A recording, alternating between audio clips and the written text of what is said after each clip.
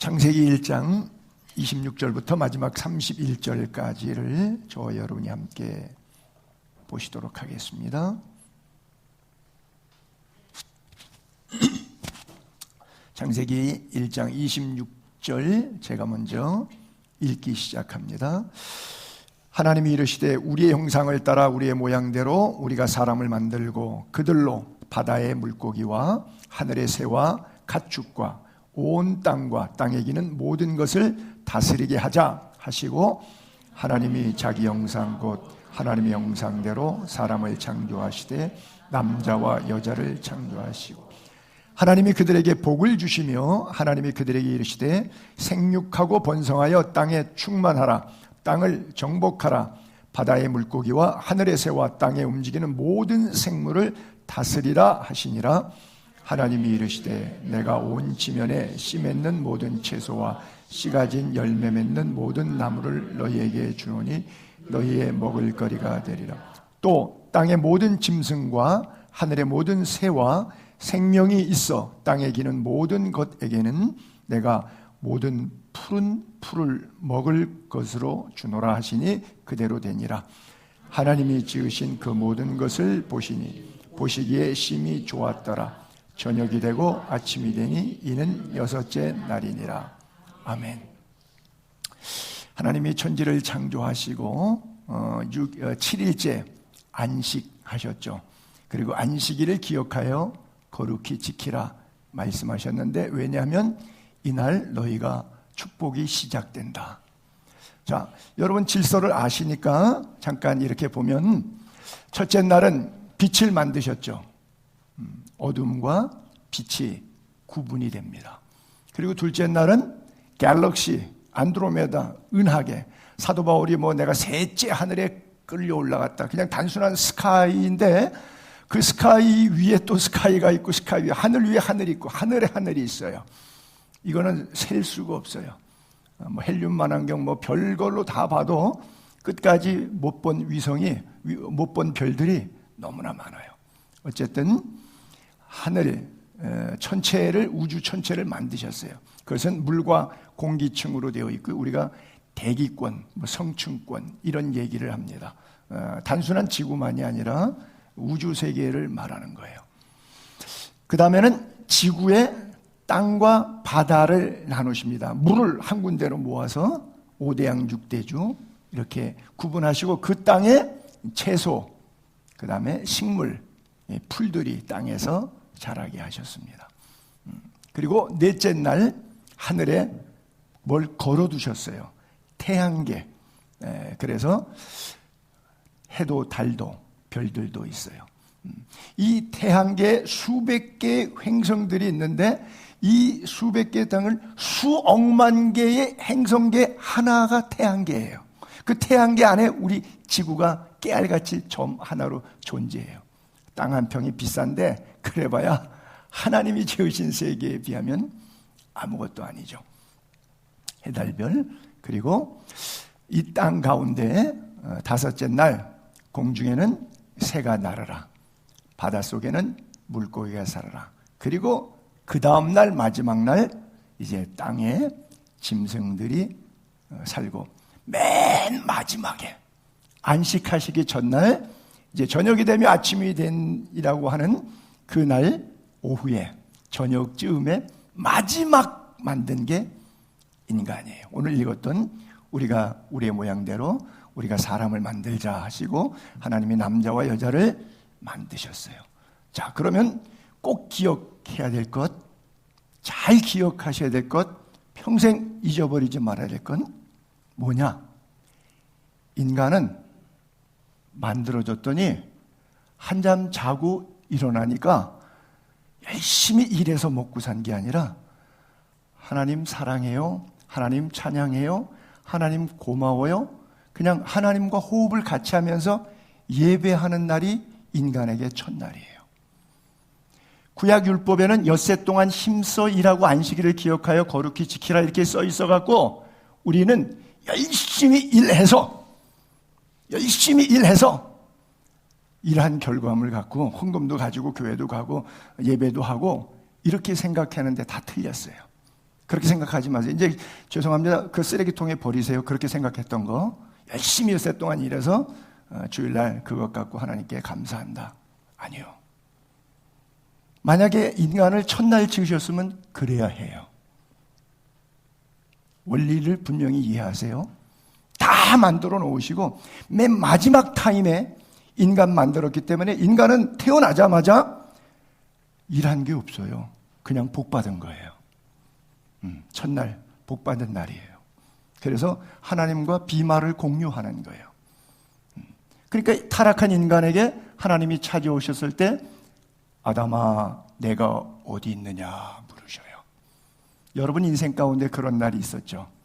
아무야 내가 어디 있느냐. 타락한 인간에게 주님이 찾아오신 아담을 에덴 동산에서 선악과 먹고 무화과나무 스카트한 아담을 찾아오신 것처럼 죄악 가운데 널브러져 있을 때, 고통 중에 있을 때, 내 인생의 가장 힘든 순간에 아무개야 내가 어디 있느냐. 잃어버린 하나님의 형상을 회복시켜 주시기 위해서 우리 인생 가운데 주님이 찾아오신 거예요. 잃어버린 하나님의 형상 다시 회복할 수 있게 되기를 바랍니다. 그래요. 우리의 시작점은 예배로 시작됩니다. 예배를 통해서 하나님이 은혜와 복을 주셔요.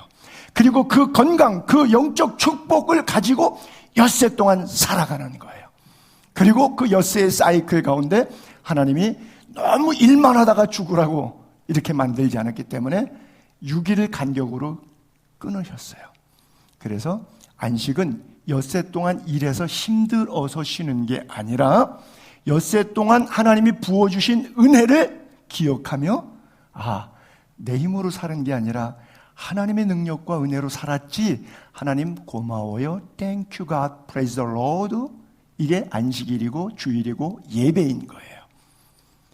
이 원리 우선순위가 여러분 삶 가운데 바뀌지 않게 되기를 바랍니다. 예수님이 12살 때 1년 3차 남자는 예루살렘에 올라가서 절기를 지켜야 되는데 6월절에 부모를 따라갔는데 살았던 동네는 나사렛이에요. 예루살렘까지는 약 100km 거리가 됩니다.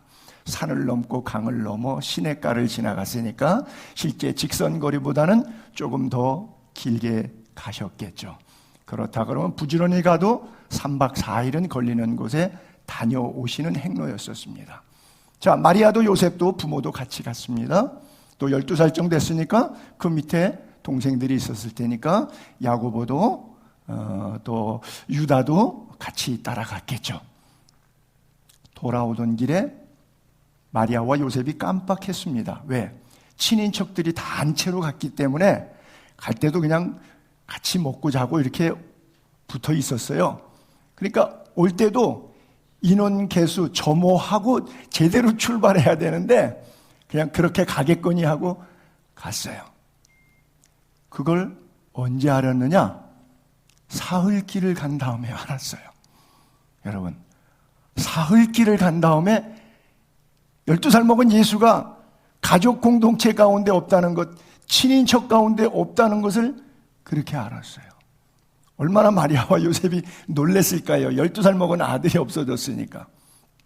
그래서 3일길 간 것을 하루길을 부지런히 다시 예수님께서 예루살렘 성전에 계셨어요. 내가 내 아버지 집에 있는 것이 옳습니다. 알 수 없는 야릇한 이런 말씀을 하셨어요. 여러분, 나도 모르게 교회는 다녔는데 예수를 잃어버리고 살지는 않으셨습니까? 하나님이 태초에 천지를 창조하셨다고 써 있죠. 이 땅을 내 것으로 알고 마음껏 살다가 예수 안 믿고 죽는 사람들 가운데 석박사들이 있어요. 유명하신 분들, 과학자들이 있어요. 지구과학자들, 특별히 진화론자들. 지구상의 인간 가운데 예수 믿는 사람보다 안 믿는 사람이 더 많으니까 그 가운데 똑똑한 진화론 과학자들이 많이 있고 지질학 박사들이 계시니까 그분들은 1절을 믿지 않습니다. 태초에 하나님이 천지를 창조하시니라. 그러나 창조되기 직전의 모습을 그 땅이 원래는 혼돈하고 공허하고 흑암의 깊음 위에 있었어요. 그때 하나님의 영이 수면에서 운행하시면서 3절에 빛이 있으라 그대로 되니라 보시기에 좋았더라 이렇게 시작이 됩니다. 자, 인간은 남자와 여자로 하나님이 만드셨다 그랬어요. 우리가 디디고 있는 이 땅 하나님이 만드셨고 저나 여러분 하나님이 만드셨어요. 우리가 예수 믿기 때문에 이런 바보 같은 소리 하는 거예요. 근데 똑똑한 지구과학 박사님들은, 진화론을 믿으시는 분들은 아니요, 빅뱅 이론에 의해서 운석이 돌이 하나가 튕그러져 나와서 46억 년을 도는 가운데 이 불덩어리가 식어서 지구가 만들어졌다고 그래요. 그러면 떨어져 나간 돌덩이 운석은 어디에서 나왔느냐? 그거는 모른다 그래요. 답이 없어요. 그냥 빅뱅 이론만 있을 뿐이에요. 인간은 하나님이 지으셨어요. 그런데 그들은 뭐라고 말해요? 인간은 유인원이라는 과정을 통해서 워낙 원숭이였다고요. 그 원숭이는 계속해서 가게 되면 진화로 해서 어디로 가죠? 아메바로 가죠. 그렇죠? 이 작은 아메바에서부터 고등 감각기관이 발달되면서 서서히 진화돼서 날개도 생기고 다리도 생기고 눈도 생기고 이래서 고등생물체가 나오고 고등생물체가 나오다 보니까 하마도 나오고 원숭이도 나오고 이 원숭이의 종류 가운데 하나에서 유인원을 거쳐서 4발이 2발이 되고 꼬리도 잘려서 꼬리뼈도 없어지고 서서히 인간이 됐다. 수천 년이 지나도 파리는 파리고 원숭이는 원숭이고 인간은 인간인데 그 똑똑하신 분들이 그렇게 주장해서 저도 여러분도 다 생물 시간에 지구과학 시간에 빅뱅 이론과 진화론을 믿었어요. 그런데 그 똑똑하신 분들과 이 멍청한 손용삼의 차이는 반대죠. 땅은 하나님이 천지를 지으셨고 사람은 하나님이 코에 생기를 불어넣으시고 진흙으로 진이 만드셨다. 저는 답을 그렇게 가지고 있고 그들은 저와 반대의 답을 가지고 있어요. 여러분은 어떤 답을 가지고 이 땅을 살고 계신지 모르겠어요. 하나님의 형상이 잃어버려졌기 때문에 그 안에 하나님이 없으니까 그런 거예요? 제 안에는 하나님이 계시기 때문에 생각을 달리하는 거예요. 성경을 믿는 거예요. 성경이 만만한 책이 아닙니다. 목사님들 가운데 성경을 100% 하나님의 말씀으로 믿는 사람도 있고 부분적으로 하나님의 말씀인 것도 있다라고 부분적으로 믿는 분들도 있어요. 교인들도 마찬가지예요. 이 성경 곧대로 믿으시는 분도 계시고 취사 선택해서 믿을 건 믿고 걸러낼 건 걸러내서 사시는 분도 계세요. 그런데 마지막 성경 끝에 이런 무서운 말씀이 있어요. 이 성경에 있는 것을 하나라도 더하면 네 생각 거기다가 집어넣으면 이 세상의 모든 질병 재앙을 네 몸에 들어 부을 것이고 이 성경에 있는 말씀 곧대로 안 믿고 너 불편하다고 너 경제적으로 손해본다고 너 인간관계 불편하다고 그거를 빼버리면 생명책에서 네 이름을 내가 빼리라고 써 있어요. 저는 그 말씀을 다행히도 그대로 믿습니다. 나는 여러분들이 이 말씀을 그대로 다 믿게 되기를 축복합니다. 그래야 하나님 나라에 갈 수 있어요. 하나님의 형상이 내 안에 없는데 내가 어떻게 하나님 나라를 가요? 그러나 죄 때문에 하나님의 형상을 잃어버렸어요. 회개를 통해서 이 하나님의 형상을 다시 회복해야 돼요. 근본적으로 으앙 태어나면서 다 100% 지옥 갑니다. 원죄를 타고나기 때문에. 왜? 하나님이 천지를 지으셨을 때 빛이 있으라 하시기 1절과 3절 사이에 2절이 흑암, 혼돈, 공허입니다. 여러분, 우리가 예수를 믿기 전 상태, 시몬이 예수를 만나서 제자 되기 직전에 누가복음 5장과 3년 이후에 요한복음 마지막 21장의 스토리가 물고기 사건이 나오는데 이래요. 시몬 베드로가 대답합니다. 선생님, 우리들이 밤이 맞도록 수고하였을 때, 밤새도록 수고했을 때 잡은 것이 없지만은 주님이 그물 오른편에 던져보라 했더니 깊은 데 던지라 했더니 말씀에 의지하여 그물 내렸을 때 2배가 잠길 만큼 물고기 사건 충격 때문에 그날부로 예수님을 따르기 시작해요. 자, 저기서 제가 시비를 걸고 싶은 단어는 밤이 새도록 수고하였을 때예요. 흑암과 혼돈 속에 살아가는 우리 인생들이 하나님을 알기 전에, 내 안에 잃어버린 하나님의 형상이 다시 회복되기 전에 가정관계, 물질관계, 인간관계 모든 것들이 완전히 혼돈해요. 그냥 깜깜해요. 뭐가 뭔지도 모르겠어요.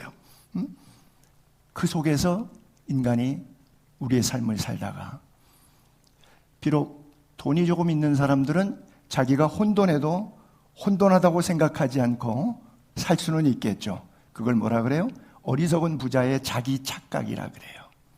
왜? 영혼이 있는지를 알지 못했기 때문에 내 영혼아 마음껏 먹고 마시고 즐기자. 오늘 밤 내 영혼을 하나님이 픽업해 가시면 쌓아놓은 재물이 네 것이 되겠느냐 주님 물으시면서 그 부자를 향해서 어리석다 말씀했고요. 시편 기자는 그 어리석은 자는 마음에 이르기를 하나님이 없다 하느니라 그랬거든요.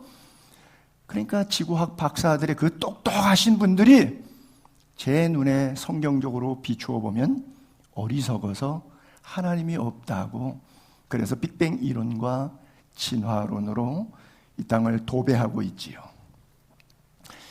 여러분 인생은 어떻습니까? 지금 주님이 여러분 안에 계십니까? 주님 없는 삶 밤새도록 수고했지만 남은 게 없어요. 그리고 마지막 관뚜껑 덮기 전에 쓸쓸하게 인생을 마치는 분들이 참 많습니다.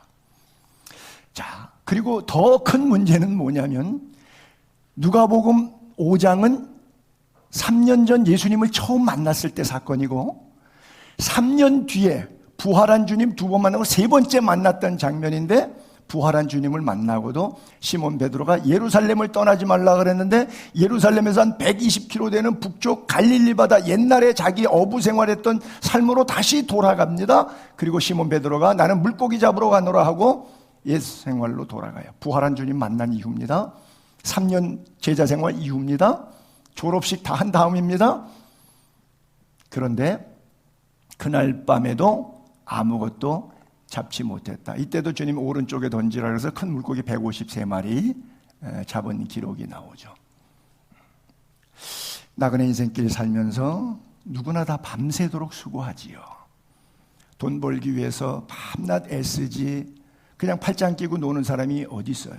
다 심지어 거지도 밥 한 끼 먹기 위해서 이 동네 저 동네 동냥하기 위해서도 바쁘게 일하고 돌아다닙니다. 누가 일 안 하는 사람이 있어요? 다 일하지요. 밤이 맞도록 밤새도록. 그러나 그날 밤 Without Jesus Christ, 예수 그리스도가 없는 인생의 삶은 is nothing, 아무것도 안 남는 거예요. 비록 수천억의 재산을, 부동산을 자식에게 남겨주고 죽는다고 한들 그 인간 손에는 아무것도 안 남는 거예요. 그 인간 손에 남은 건 지옥밖에 없어요. 여러분들이 꼭 여러분 안에 하나님의 형상 다시 회복할 수 있기를 바랍니다. 주 예수보다도 귀한 것은 없네. 믿음의 고백이 있게 되기를 바랍니다. 그래요. 저렇게 3년 전에는, 예수 만나기 전에는 그렇게 살아도 당연한 줄 알았는데 성경을 보니까 3년 동안 예수님의 기적 현장, 산상수훈 설교를 듣고 나사로 부활할 때 현장에서 같이 부활의 소망을 경험하게 되고 오병이어 기적을 자기 손으로 군중들에게 나누어 주었던 강력한 체험을 5년 동안 가졌던, 듣고 보고 함께 먹고 자면서 예수 그리스도와 동행했던 사람이, 그 누가 여러분 가운데 그런 체험이 하나라도 있어요? 그 체험을 다 몸으로 갖고 있는 베드로가 어찌 이럴 수가 있겠어요? 이게 나예요. 평생 목회하다가 마지막에 부활한 주님을 만나고도 성령 체험하고 기도하고 방언하고 난리치고 설교 50년 하고도 지옥 가는 나예요. 내 안에 하나님의 형상이 없고 지식으로만 살았기 때문에, 교리로만 살았기 때문에 교회가 문화가 됐어요. 이것도 하나의 문화잖아요. 그리고 어떤 때는 굉장히 재미있거든요. 이게 놀이터란 말이에요. 어떤 때 놀이터가 좀 재미가 없을 때도 있고, 반복적인 놀이 하다 보면 맨 처음에 화토 놀이 하면 재밌죠. 밤샌다 그러죠. 그거 맨날 해봐요. 이제 식상할 때도 있을 거예요. 신앙생활이 바로 그런 거예요. 그렇죠? 베드로가 3년 동안 가졌던 그 영적인 놀라운 주님과의 동행에서 얻었던 체험들을 다 갖는데도 다시 세상으로 돌아갑니다. 다시 도루묵이에요. 그리고 역시 빈손이 되고 맙니다. 여러분의 손에 물질과 상황을 잡는 것이 아니라 예수 그리스도의 십자가를 잡게 되기를 바랍니다. 사도 바울이 너무나 안타까워서 갈라디아 교인들에게 그렇게 말해요. 너희가 어떻게 해서 성령으로 시작했는데 이렇게 육체로 마치느냐 그래요. 갈라디아 교회를 향해서 결론 5장 부분에 가서 강력하게 주는 메시지가 뭐예요? 성령의 뜻과 악령의 뜻, 사람의 정욕대로 살지 말고 하나님의 뜻을 구하라. 그래서 성령의 열매 맺는 삶을 이야기하면서 이 같은 것은 아무도 금지할 법이 없는다. 뭐예요? 사랑과 희락과 화평과 오래 참음과 자비와 양성과 충성과 온유와 절제와 같은 그리스도인 삶 속에서 자연스럽게 드러나고 있는 모든 향기들, 언어들, 그것을 저는 이렇게 표현했죠. 돈 쓰는 것, 시간 쓰는 것, 언어 사용하는 것. 거기서 바로 사랑과 희락과 화평과 오래 참음과 자비와 양성과 충성과 온유와 절제와 같은 열매들을 맺어내기 시작하는데 아무도 금지할 법이 없다 그래요. 하나님의 사람의 가는 길이에요. 그래요. 열처녀 비유를 여러분 내용 잘 아시니까 부분 토막만 읽어볼게요. 밤중에 소리가 나 보라 신랑이로다 맞으러 오라. 미련한 자들이 기름이 좀 부족했죠. 그래서 슬기 있는 자들에게 야 우리 등불 꺼져가는데 기름 좀 나눠달라 그러죠. 그랬더니 슬기 있는 믿음의 자매들은 우리와 너희가 쓰기에 다 부족할까 하노라. 차라리 파는 자들에게 나가서 쓸 것을 사러 간 사이에 In His time 하나님의 시간표는 준비하였던 자들은 함께 천국에 갔고 천국문은 닫혔으니까 슬피 울며 이를 가는 곳으로 갔지요. 자, 여기서 제가 9절에서 12를 좀 걸을게요. 좀 나눠주지, 그렇잖아요. 여러분들의 마음이 그럴 거예요. 조금 나눠주지. 왜? 여러분 마음이 좋은 마음, 착한 마음이 아니라 사탄이 위장해서 착하고 좋은 마음인 것처럼 찾아왔거든요. 좋은 마음, 착한 마음이 아닌데 여러분들은 좋은 마음, 착한 마음이라고 생각해. 왜? 나눠주지. 좀 어려운 형편. 그쪽 기름이 다 떨어졌는데 나눠주지. 그러나 아버지가 목사라고 그 딸이 지옥 갑니다. 천국 가지 않습니다. 아들이 목사라고 예수 안 믿는 엄마가 지옥 갑니다. 천국 가지 않습니다. 세상에 이렇게 매정한 일이 어디 있어? 아니요. 성경은 성경이에요. 제가 타협해 줄 수 있는 부분은 아니에요. 목회하다 보면 그런 분들이 있어요. 어렵다고 해서 시험 든 사람 도와주다가 자기도 같이 시험 들어요. 뭐 비일비재해요. 이런 일들은.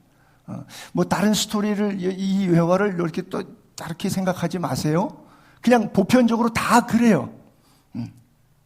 예전에 우리 교회 어떤 집사님 있을 때 막 시험 들어서 남전도에서 소리치고 창립 멤버 가운데 한 분이셨어요. 뭐 1년 가까이 교회를 소란스럽게 하시더라고요. 그랬더니 교회 그때 10년 전에 처음에 막 오신 남자 집사님이 저한테 와서 자기가 이 사람을 좀 잘 잡아줘야 되겠다 그러더라고요. 그래서 제가 그랬어요. 집사님, 그건 좋은 마음이신데 집사님 그러다가 시험 들까봐 내가 그게 걱정입니다. 그랬어요.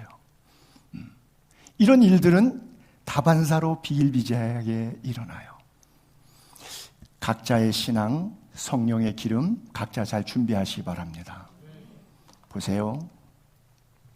그때 두 집사님이 교회에서 같이 신앙생활해요. 한 사람은 천국으로 갑니다. 한 사람은 지옥으로 갑니다. 또 두 여자 집사님이 같이 교회에서 취사봉사로 한조로 봉사했어요. 한 여자 집사님은 천국 갔어요. 한 여자 집사님은 그렇게 하고 지옥 갔어요. 그러므로 깨어있으라. 어느 날 너희 주가 임할는지 너희가 알지 못함이라. 구원은 각자 가는 거예요. 각자의 믿음으로 믿음의 길을 걸어갈 수 있게 되기를 바랍니다. 그래요. 인간의 한계, 어려움이 바로 뭐냐면 인간관계 부딪히는 게 뭐냐면 부부지간에도 있잖아요. 삶의 방식이 내 스타일로 해야 되고 저 사람 스타일로 하게 되면 이게 부딪힐 때 엄청난 파차름이 나요. 뭐든지 지구가 내가 원하는 방식으로 돌아가야 된다고 하는 생각과 고정관념을 갖고 계신 분들이 있어요. 왜냐? 중심이 나이기 때문에 그래요. 아니요. 여러분이 예수 믿기 전에 중심이 나였으면 예수 믿은 다음에는 중심이 성경이어야 돼요. 주인이 바뀌셔야 합니다. 이제는 내 고집대로 사는 게 아니라 성경 고집대로 살게 되기를 바랍니다. 말씀이 뭐라고 하시는지가 중요한 거예요. 내가 아니라 내 안에 그리스도가 내 인생의 주인이 되셔야 해요.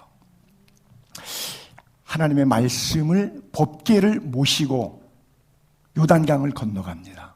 그냥 요단강이 건너가져요. 그렇죠? 법궤를 모시고 난공불락 여리고성을 돌고 돕니다. 때가 되니까 여리고성이 그냥 무너져요. 그렇죠? 도하작전한다고 다리 안 놨는데 요단강도 그냥 갈라지고, 전쟁도 안 했는데 그냥 성이 와르르 무너지고 여리고성 사람들이 자기들끼리 혼비 목산 놀라서 절로 찔러 죽이고 도망가고 해서 지금 자동 승리했어요. 법궤를 모셨기 때문에. 내가 싸운 게 아니라 말씀이 싸워준 거예요. 인간관계, 경제관계, 환경 요소 속에서 여러분들이 싸우고 있는 지금 골치 아픈 많은 문제들이 산적해 있습니다. 그 문제를 기도로 풀기를 바랍니다. 하나님의 능력으로 풀게 되기를 바랍니다. 말씀의 법궤를 모시고 풀게 되기를 바랍니다. 하나님이 해결하시면 완벽하게 해결돼요. 사람이 해결하면 땜빵이에요.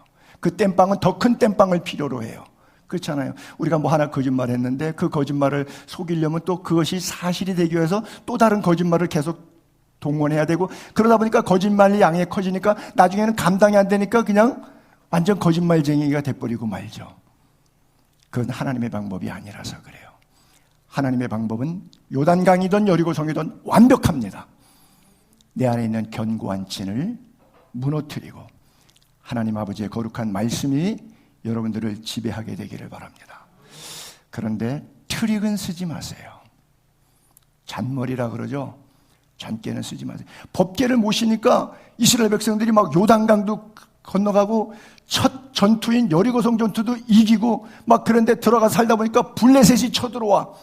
그래서 에벤에셋에서 진치고, 블레셋은 에벡에서 진치고, 이스라엘은 에벤에서 진치고, 둘이 항우를 벌이고 싸우는데 4,000명이 이스라엘 백성이 죽었어요. 잔깨가 생겨요. 야, 법궤를 모시고 가니까 다 되더라. 그래갖고 실로라고 하는 지역에 사무엘 선지자가 있는 고향인데 법궤를 갖다가 그 다음날 전투에 탁 앞에다가 놔요. 그럼 이겨야 되잖아. 근데 법궤 뺏기고 제사장의 두 아들 홈니와 비느하스 뿐 아니라 3만 명이 전사를 당합니다. 그리고 법궤를 잃어버려요. 잃어버린 법궤, 잃어버린 예수, 잃어버린 하나님의 형상. 왜요? 내 욕심으로 악용을 한 거잖아요. 목사가 자기의 이익을 위해서 교회 목회하고 돈 몇 푼 때문에 목회하고 여러분들이 신앙생활하는 게 인간관계가 그렇게 간다면 하나님이 기뻐하지 않아요. 우리는 말씀 앞에 정직하게 살아야 돼요. 하나님이 원하시는 방향대로 살아야 돼요. 그것은 때로는 고통일 수도 있고, 그것은 때로는 아픔일 수도 있고, 그것은 내가 가고 싶지 않은 싫은 길일 수도 있어요. 그럼에도 불구하고 하나님은 끊임없이 우리에게 요구하세요. 정직하고 바른 삶을 요구하세요. 성경적인 삶을 요구하고 계세요. 결국 두 사람 가운데 데려감을 당하는 사람과 버려지는 사람의 차이를 성경은 그렇게 구분하고 있어요. 그가 동시에 같은 공간 안에서, 즉 한 교회에서 같은 봉사 내용을 일했던 분인데 그럴 수가 있다는 거예요.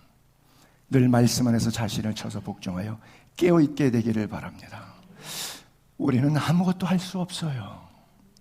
우리가 힘이 있어요, 돈이 있어요, 지식이 있어요, 권세가 있어요. 하나님이 쓰셨던 모든 사람들이 그래요. 삼손이 힘이 세지만 어떻게 이길 수 있어요? 블레셋이 쳐들어왔습니다. 한 사람 삼손을 때려잡겠다고 1,000명의 군사가 갑옷, 창칼, 무장하고 찾아왔습니다. 이렇게 보니까 죽은 나귀의 턱뼈 조각 하나 있어요. 그거 하나 땅에서 주워들고 이 나귀 턱뼈 하나 가지고 1000명을 죽이는데 하나님의 성령이 그에게 감동돼서 창칼 휘둘르는 그 1000명의 블레셋 군사들을 그 앞에 시체를 만들어냅니다. 가능한 일입니까? 불가능한 일이에요. 어떻게 골리앗과 같은 엄청난 문제를 17살 먹은 약관에 키 조그마고 얼굴 까마잡잡한 목동 양치기 소년이 물맷돌 하나 돌려서 던졌더니 골리앗을 이길 수가 있었을까요? 그게 삼손의 힘이라고 생각하십니까? 다윗의 힘이라고 생각하십니까? 아니면 하나님의 영이 그에게 임했다고 생각하십니까? 여러분들이 가진 능력, 재물, 지혜, 머리, 인간관계, 경제 구조 다 동원해도 실패할 수 있습니다. 그러나 하나님을 의지하면 가진 것 없어도 성공합니다. 하나님의 원리 안으로 다시 돌아오십시오. 잃어버린 하나님의 형상 다시 찾게 되기를 바랍니다. 하나님의 영의 감동함을 입고 하나님의 성령으로 다시 무장하게 되기를 바랍니다. 그래서 잃어버린 하나님의 형상 회복하고 21세기 오늘 이 시대를 살아가는 신앙생활의 모든 난공불락을 물리치고 넘어뜨리고 적군을 회멸시키는 그런 역사의 주인공이 되기를 바랍니다. 이 천지를 창조하신 것도 보니까 하나님의 말씀으로, 성경책 자체도 하나님의 말씀으로 만들어져요. 여호와의 말씀으로 하늘을 지음이 되었다. 그 만상, 우주 삼라 만상도 다 그분의 하나님의 입김으로 되었다. 사람이 하나님의 입김이 들어왔어요. 그렇잖아요. 생명이 된지라 진흙을 지으시고 우리 안에 하나님이 있어요. 하나님의 형상이라 그래요. 그래서 모든 성경은 하나님의 감동으로 되었기 때문에 때로는 교훈을 주는 성경, 책망하는 성경, 틀린 길을 가고 있을 때 바른 길을 가르쳐주는 성경, 진리를 모를 때 거짓 속에 살아갈 때 의로 교육하는 성경, 교훈과 책망과 바르게 함과 의로 교육하는 이 성경은 하나님의 감동으로 주었어요. 그래서 그것 갖고 뭐 하라는 거예요? 예수 믿은 다음에 교회에 나온 다음에 옛 생활 그대로 살라는 것이 아니라 그렇게 교육받았으면 하나님의 사람이 되었으면 온전하게 살라는 거예요. 선한 일을 행할 능력을 내 안에서 생기는 것이 아니라 말씀이 주셨다는 거예요. 나는 여러분들이 개인적으로 날마다 큐티할 때, 성경 읽기 할 때, 설교 들을 때, 기도할 때 하나님의 영의 감동을 입게 되기를 바라고, 잃어버리지 않도록 더 이상 회복할 필요가 없을 만큼 하나님의 형상, 하나님의 모양, 하나님의 모습이 여러분의 가슴에 가득히 꽉 차 있게 되기를 바랍니다. 그래요. 그래서 하나님이 지으실 때 본문에 참 재미있게 썼죠.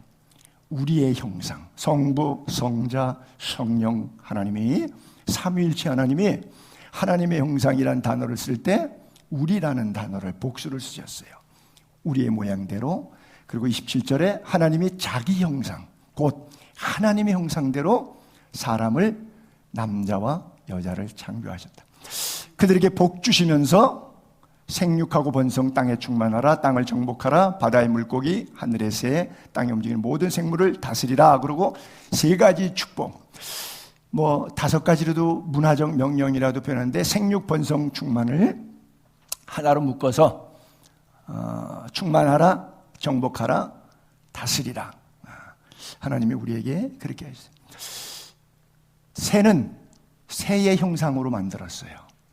그렇죠? 물고기는 물고기 형상으로 만들었어요.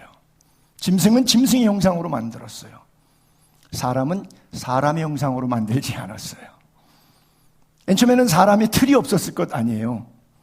그 틀은 하나님의 형상으로 디자인하셨어요. 왜? 하나님이 코에다가 생기를 불어넣으시고 하나님이 우리 안에 들어오시려고 자기와 같은 형상대로 만드셨다고 써 있어요.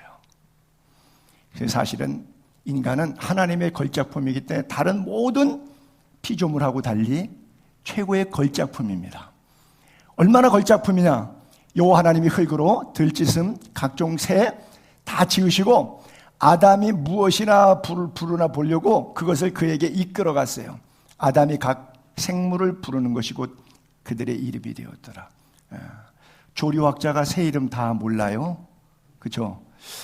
짐승 동물학 박사가 짐승의 이름 다 몰라요. 생태계 다 몰라요. 아무도 몰라요. 근데 이름을 지은 이가 아담이에요. 그러면 아담의 메모리는, 컴퓨터는 어떤 최첨단 AI도 그 컴퓨터의 용량 메모리를 따라갈 수 없는 플러스 알파입니다. 그리고 오니까 이름 짓고 조금 드라마틱하게 해서 감사합니다 그러고 갔어요. 다 모든 짐승들이. 그러니까 근본적으로 사람을 해칠 수가 없어요. 짐승은. 근데 생육하고 번성하고 땅에 충만했는데 요즘에 약어 가지고 애 안 낳거나 그죠? 하나 낳으면 많이 낳는 거예요. 둘은 보통 부부들은 생각 안 해요. 그죠? 인구가 감소 추세예요. 나라에서 뭐 몇십 조를 투자해도 그것은 해결된 문제는 아니죠. 땅을 정복하라 했더니 이 땅에서 화약 만들고 폭탄 터뜨리고 그래서 농사 못 짓게 만들고 농사 다 불태워버리고 식량 기근 나올 정도로, 그리고 다 파괴해가지고 오존층이 변화가 있고 기후의 변화가 있고 이 땅을 정복하라 했더니 땅을 재앙의 땅으로 만들어 놔버렸어요, 인간이. 그렇죠? 그리고 짐승들 다스리라고 했는데 짐승들이 사람을 잡아먹어요. 원래는 사람에게 귀염받도록 되어 있어요, 짐승은. 근데 이 짐승이 악어도 사람 잡아먹고 호랑이도 사람 잡아먹고 상어도 사람 잡아먹어요. 아니요. 하나님께서 절대 못 잡아먹게 만들었는데 에덴 동산에서 타락 이전에는 그랬어요. 근데 내 안에 하나님의 형상이 없으니까 이거 진흙덩어리니까 짐승이 먹는 거예요. 이 안에 하나님의 형상이 있으면 짐승이 이걸 먹어요? 못 먹죠. 말도 안 되는 거죠. 타락과 부패의 결과물. 하나님은 그렇게 디자인하지 않으셨어요. 그래서 주님이 말씀하십니다. 너희 아버지 온전하심처럼 너희가 온전해라. 전에는 어두움이었지만 이제 하나님의 형상이 회복되고는 주 안에서 빛이 되어야 된다. 빛의 열매는 뭐냐? 착하고 의롭고 진실함에 있지 아니하느냐. 그렇죠? 그래서 새 사람을 입었으니 자기를 창조하신 이의 형상, 하나님의 형상, 자기를 창조하신 하나님의 형상을 따라 생각, 지식, 알고 깨닫는 것, 모든 것까지 새롭게 돼야 돼요. 예수 믿기 전에 여러분들이 알고 있었던 하나님에 대한 지식, 그거 마귀가 준 생각들이거든요. 쓰레기통에 버리시고 이제 하나하나씩 다시 배우셔서 우리를 창조하신 이의 형상을 따라 알고 있는 지식까지 새롭게 변화되기를 바랍니다. 하나님의 지식으로. 그래서 세상 스펙 다 버리고 배설물로 여기고 뭐가 가장 고상하다고 해서 그리스도를 아는 지식이 가장 고상하기 때문에 자기의 스펙을 사도 바울은 배설물로 여긴 거예요. 여러분 안에도 이러한 은혜적 경험이 있게 되기를 바랍니다. 그래요. 그래서 가장 중요한 것이 여러분들의 생명이에요. 온 천하를 얻었는데 여러분이 죽었어요.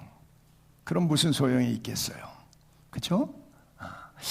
그리고 성경에 보게 되면 우리가 이해하지 못했던 약간 다른 스토리를 29절, 30절, 31절에 이런 표현이 있는데 하나님이 이르시되 내가 온 지면에 씨 맺는 모든 채소, 씨 가진 열매 맺는 모든 나무 인간에게 말씀하신 거예요. 너희에게 주노니 너희의 먹을거리가 되리라. 인간은 그래서 야채, 채식, 나무, 과일들 이렇게 하나님이 주셨어요. 원초에. 그 다음에 땅의 모든 짐승, 하늘의 모든 새, 땅에 기는 모든 것에게는 푸른 풀을 먹을거리로 주노라. 그대로 되니라. 보시기에 심히 좋았더라. 타락 이전에 하나님의 형상을 잃어버리기 이전에 에덴 동산의 모습은 소하고 사자하고 옆에서 나란히 풀을 먹어요. 소가 풀을 먹는다고요? 하나님이 그렇게 만드셨어요. 양육 강식으로 만들지 않고요. 서로 피 흘리거나 죽이게 디자인하지 않으셨어요. 창세기는 이렇게 해요. 그래서 사람이 소고기, 돼지고기, 닭고기 안 먹어요. 그렇게 만들었어요. 사람은 뭐 먹어요? 야채, 과일, 이것만 먹으라 그랬어요. 노아 홍수 이후에 변화가 옵니다. 그리고 그 이후부터 온갖 질병과 수명 단명이 옵니다. 그 전까지는 900살 사는데 아무 지장이 없어요. 그리고 짐승들은 절대 서로를 죽이지 않습니다. 이게 셋째 날 만드시면 여섯째 날 이야기인데 다시 셋째 날로 앞으로 올라가면 하나님이 이르시되 땅은 풀과 씨 맺는 채소와 각기 종류대로 씨 가진 열매 맺는 나무를 내라 하시니 그대로 됐고요. 땅이 풀과 각기 종류대로 씨 맺는 채소와 각기 종류대로 씨 가진 열매 맺는 나무를 내니 하나님이 보시기에 좋았더라. 3일째 셋째 날 이거 만드시고 6일 차에 인간 만드시고 만들었으니까 벌써 열매를 만들었기 때문에 그거를 먹은 거예요. 문제는 선악과까지 먹어서 문제지. 그렇죠? 사람은 그것만 먹으라 그러는데 그것 갖고 양이 안 차. 판도라 상자야. 꼭 먹지 말라면 먹어야 돼.